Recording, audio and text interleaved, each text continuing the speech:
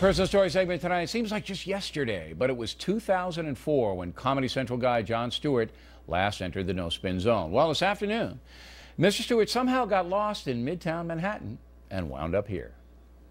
You know what I've noticed when I do your program? I go over and the audience, they love President Obama, your audience, the guys who sit in the little bleachers. That's right. For them, it's like going to Lourdes. To go to your show because they know they're going to get... Many have been healed. Right. Yes, they know they're going to get Obama, and, Uh-huh. and it's going to be... So it's perceived that you are a big fan of the president. All right. How's President Obama doing so far? You know, I'm torn. For me, I feel like I can't tell if he's a Jedi master playing chess on a 3-level board way ahead of us, or if this is kicking his ass. So you really don't know? For one thing, those types of broad analysis, you know, how's he doing? It doesn't lend itself to a very easy answer. I think there are certain areas that he seems to have made progress or stabilized certain areas. I'm appreciative of the fact that he has tried to re-engage the regulatory mechanism of the government. Wow, the regulatory mechanism. That's way over my head. The mechanism. What is that? And you're 6'5". Yeah, and I have no idea what you just said. That's said. like I was throwing to Marcus Colston. I mean, Yeah. that was like jumping out there. So what is the idea that we would have people there checking if there was lead in our toys? Okay, so protecting the folks using the federal government's power. He's made strides in doing that.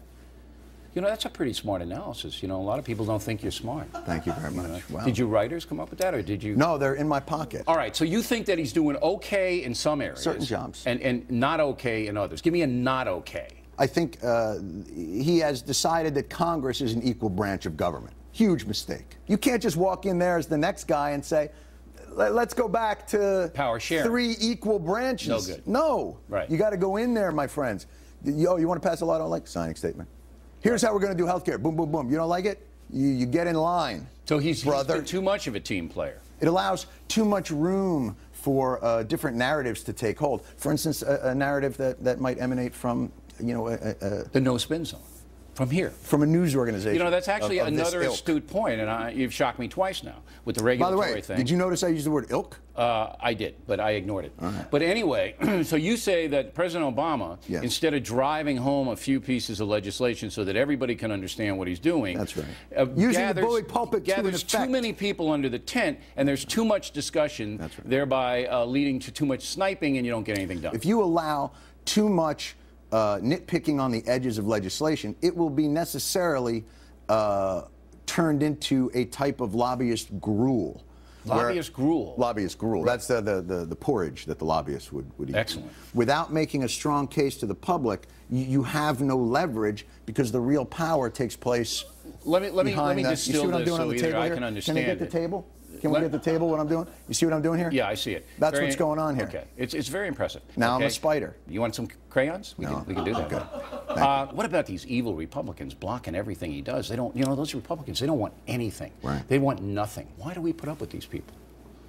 Well, I would think you put up with them because this allows you to consolidate your power. My power, personally, you mean? And the Fox organization, which is... You think it's just Republicans? Yeah, no, the shadow government.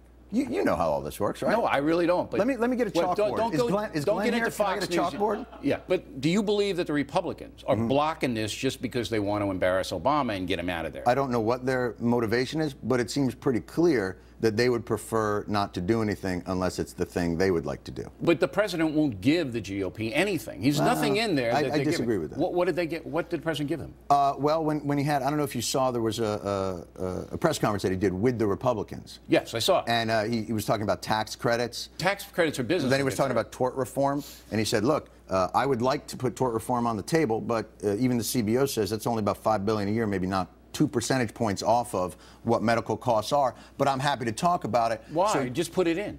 Just as you said, he's talking about it too much. Just put it in. He hasn't put anything in. That's what why I'm the saying. Republicans don't like it. They say, give us something. That's not why the Republicans don't like it. He has given them many different angles. For instance, even in the stimulus plan, a full third of that was tax cuts, which you would think, it was like at the State of the Union when he said, and we cut taxes for 95% of middle-class Americans. And everybody clapped, and the Republicans just sat there like this. Tax cuts, that sounds vaguely familiar. Washington Post, Howard Kurtz says that you're now being too tough on Barack Obama. Stewart has clearly become an important cultural arbiter. All right? He's pulled off the trick of being taken seriously when he wants to be and taken frivolously when he wants to be. Now, the statement that you have become an important cultural arbiter. Yeah, there's a lot to unpack in that one as well. That is frightening, though. Do you understand the implications of you being important in any context? Well, I think my family loves me. I mean, if that's what you're suggesting. I'm just stunned that this has found its way into print. Listen, Mr. Rowe, I'm just happy to be in the major leagues here. Thanks for calling me up to the show. Listen, I don't take any of that stuff seriously. When you deliver your stuff, are you cognizant of the fact that your audience are primarily stone slackers who love Obama? And when you criticize Obama, all right, you may be turning on them. We don't think about who is receiving it. We think about how it feels to us. All right, so we if have it's an funny internal to you, barometer. you're going to do it. That's right. Okay. Or if it feels like a valid piece of absurdity to put out there, we vet things internally. I can't, whatever you say, someone's not going to like.